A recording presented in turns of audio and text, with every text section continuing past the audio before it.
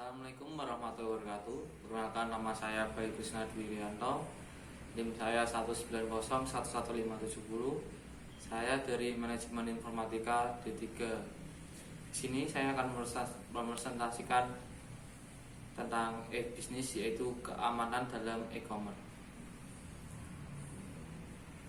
Faktor keamanan: pengolahan dan penjagaan keamanan secara fisik, penambahan perangkat-perangkat elektronik, perangkat lunak dan perangkat keras untuk melindungi data, sarana komunikasi serta transaksi. Di sini selanjutnya pilar keamanan sistem e-commerce, yaitu ada 4: authentication, credentiality, integrity, dan non-repudiation.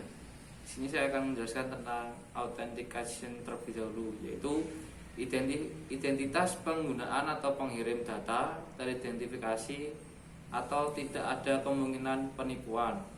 Yang kedua, confidentiality atau kerahasiaan data, yaitu data tidak dapat dibaca oleh pihak yang tidak berhak. Yang ketiga, integrity atau keaslian data, yaitu data tidak dapat diubah secara tidak sah. Yang keempat, non-repudiation atau anti penyangkalan, yaitu data tidak ada penangkalan pengiriman data dari pihak penerima terhadap pihak pengirim. Selanjutnya, ini data ancaman keamanan dan solusi. Di sini ada ancaman, solusi, fungsi, dan teknologi. Ini keterangannya. Selanjutnya, kriptografi. Kriptografi adalah algoritma untuk proses keamanan komunikasi data dari pengintipan atau pembajakan oleh orang-orang yang tidak berhak dengan cara menyediakan data serta informasi yang dikirimkan. Algoritma kriptografi masa kini sangatlah dimungkinkan dengan hadirnya komputer-komputer yang memiliki prosesor berkinerja tinggi dan memiliki kemampuan pemrosesan data yang sangat tinggi, merupakan salah satu cara untuk melakukan autentikasi terhadap pihak-pihak yang terlibat dalam perdagangan elektronik. Dalam hal ini, metode yang digunakan adalah penyandian atau enkripsi data, atau sering disebut sebagai data encryption.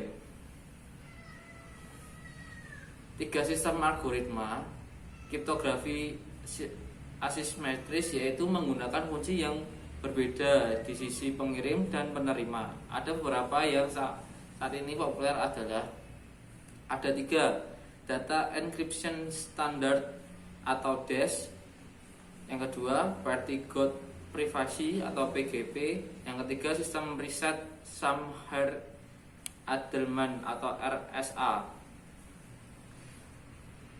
DES menggunakan kunci tunggal untuk mengenkripsi dan deskripsi. Kalau RSA merupakan metode enkripsi yang populer menggunakan 2 kunci. Selanjutnya, enkripsi versus deskripsi. Enkripsi berarti pengkodean data ke format tertentu menggunakan kunci rahasia. Sedangkan deskripsi mengkodekan data yang terenkripsi ke format asli. Berikut gambar antara enkripsi dan deskripsi. Selanjutnya, ini ada contoh enkripsi RSA, yaitu di dalam gambar tersebut menjelaskan ada sebuah kunci dan gembok kunci tersebut untuk membuka gembok, dan komputer tersebut terkonek dan data bisa terbuka atau bisa dijalankan. Selanjutnya, kelebihan dan kelemahan berbagai sistem kriptografi, yaitu ada dua tipe enkripsi, ada kunci simetrik dan kunci publik.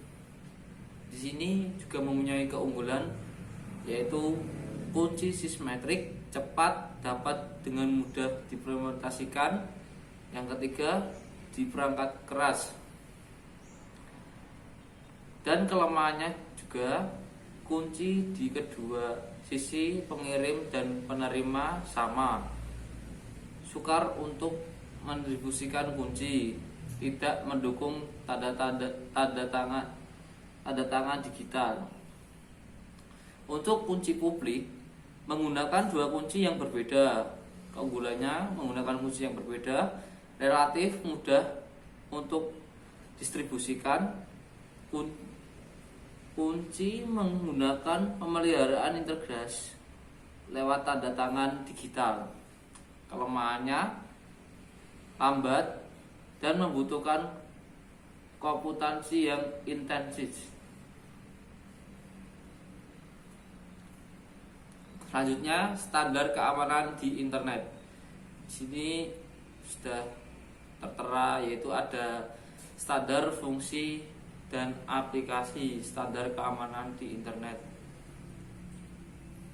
Selanjutnya, keamanan untuk aplikasi web itu ada SHTTP dan SSL.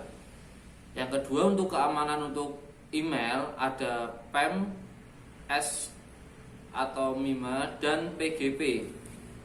Yang ketiga, keamanan untuk jaringan yaitu firewall. Di sini saya akan menjelaskan tentang keamanan untuk aplikasi web, yaitu ada SHTTP dan SSL.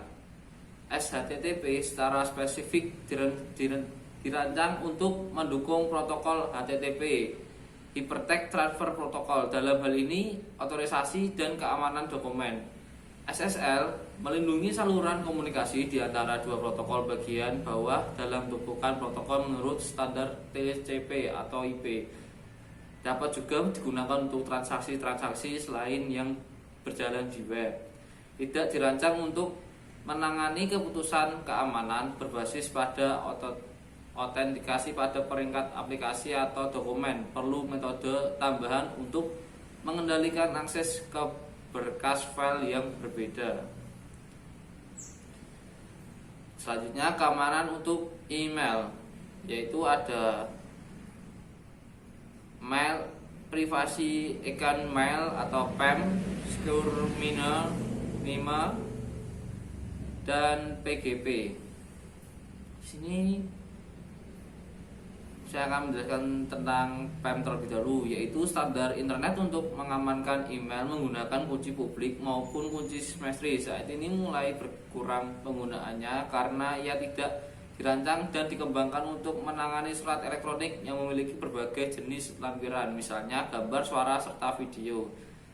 Secure MIME atau S-MIME, standar baru untuk keamanan email yang menggunakan algoritma kriptografi yang telah memiliki hak paten dan disensi oleh RSA Data Security INC, bertanggung pada berbagai jenis otorisasi sertifikat apakah bersifat global ataupun perusahaan untuk memastikan identifikasi.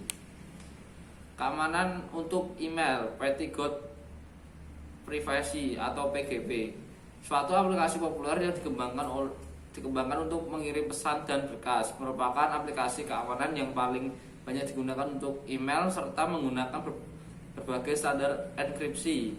Aplikasi-aplikasi enkripsi, deskripsi atau PGP serta bagi hampir semua sistem operasi dan pesan dapat dienkripsi. Selanjutnya, firewall melindungi serangan pada protokol individu atau aplikasi, melindungi sistem komputer dan spoofing program merusak yang menyamar sebagai aplikasi yang bermanfaat. Yang ketiga, menyediakan titik tunggal kendali keamanan bagi jaringan kontraksi. Firewall dijadikan titik pusat perhatian hacker untuk membobol jaringan. Yang keempat, firewall tidak memeriksa adanya virus pada berkas yang masuk sehingga tidak dapat menjamin integritas data. Yang kelima, firewall tidak melakukan autentikasi sumber data. Selanjutnya, keamanan untuk jaringan. Kategori dalam firewall: statis, mengizinkan semua lalu lintas data melewatinya kecuali secara eksplisit dihalangi blocked oleh administrator firewall. Yang kedua, menghalangi semua lalu lintas data yang masuk kecuali secara eksplisit diizinkan oleh administrator firewall. Dinamis, layanan yang keluar masuk ditetapkan untuk periode waktu tertentu, membutuhkan sumber daya manusia yang lebih. Karakteristik firewall memiliki berbagai macam, yaitu penyaringan paket atau paket filtering, penerjemah alamat jaringan atau network address translation, proteksi peringkat aplikasi atau application level proxies, pemeriksaan keadaan atau stateful inspection, VPN atau virtual private network, dan selanjutnya real time monitoring. Sekian dari saya, kurang dan lebihnya mohon dimaafkan. Terima kasih. Wassalamualaikum warahmatullahi wabarakatuh.